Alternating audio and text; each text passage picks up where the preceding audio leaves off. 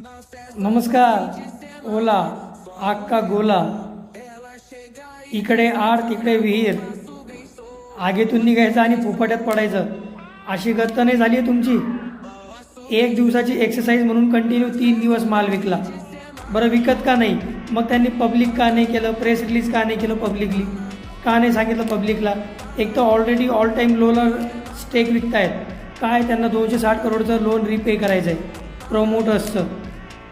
असं सांगितलं आधी की एकच दिवस माल विकणार आहे आम्ही. नंतर 3 दिवस विकला कंटिन्यू. 9,65,00,000 शेअर विकले.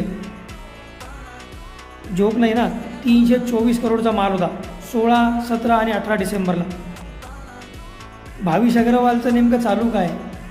एक अशी पण न्यूज आहे की त्यांचा ऑडिटर म्हणतो आहे की जवळजवळ 250 करोड रुपयांचे बाईक्स आणि स्पेअर पार्ट्स गहाळ आहेत, मिसिंग आहेत, भेटत नाही आहेत. नेमकं चालू काय आहे या शेअर्समध्ये, या कंपनीमध्ये चालू काय आहे? आता असं म्हणत आहेत की अनप्लेज करायचे होते शेअर्स, ते आता अनप्लेज केलेत. तुम्हाला काय वाटतं? तुमचं काय मत आहे? मला नक्की कळवा. ओला इन्व्हेस्टमेंट करण्यासाठी सेफ आहे?